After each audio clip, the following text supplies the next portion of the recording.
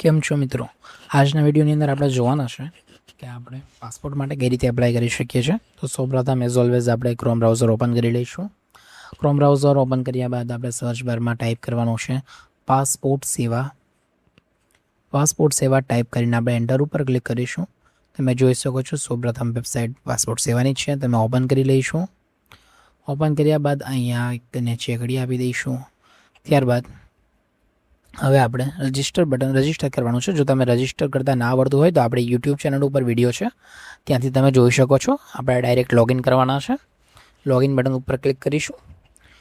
જેવું તમે login button ઉપર ક્લિક કરશો એટલે કંઈક આ પ્રકારની એક વેબસાઇટ નવી ઓપન થશે.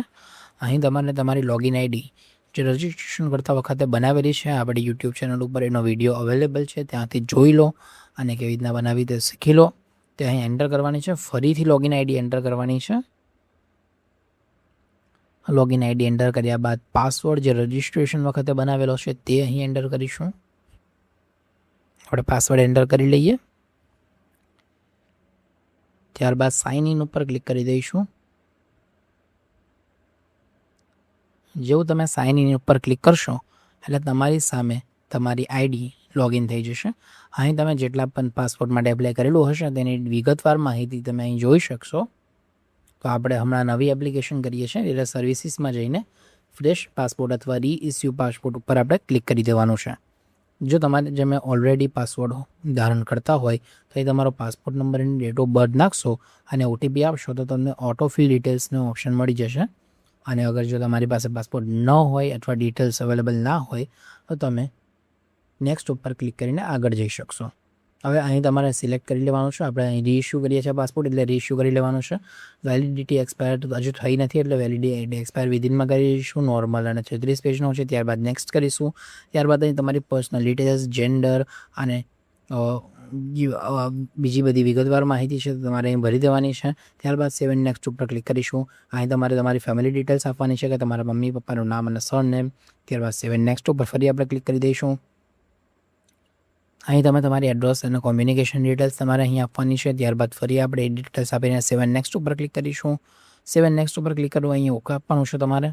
ઓકે આપ્યા બાદ તમારે અહીં ઇમરજન્સી કોન્ટેક્ટ ડિટેલ્સ આપવાની છે. ત્યારબાદ જો આપણે રીઇસ્યુ કરતા હોય પાસપોર્ટ તો અહીં તમારા પ્રીવિયસ પાસપોર્ટની ડિટેલ્સ આપવાની છે.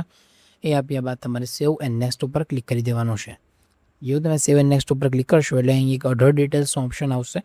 અહીં મોટાભાગે ના જ આવે છે તો પણ તમારે એકવાર વાંચી લેવાનું છે. જો લાગુ પડતું હોય તો યસ કરવું, અધરવાઇઝ સેવ એન્ડ નેક્સ્ટ ઉપર ક્લિક કરશો. અહીં તમને એક સેમ્પલ પાસપોર્ટ તમારો કંઈક આ રીતે બનીને આવવાનો છે. એ રીતનું એક તમને અહીં મળી જશે. તમારે અહીં વિગતવાર અને ધ્યાનથી વાંચી લેવાનું છે. આને કંઈક લાગતું હોય તો તમે સુધારો કરી શકો છો. ત્યારબાદ આ એગ્રી બટન ઉપર ક્લિક કરીને સેવ અને નેક્સ્ટ કરવાનું છે.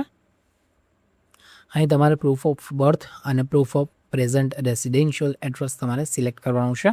પ્રૂફ ઓફ બર્થમાં તમે ઇલેક્શન કાર્ડ કરી શકો છો અને રેસિડેન્શિયલ એડ્રેસમાં તમે આધાર કાર્ડ કરી શકો છો.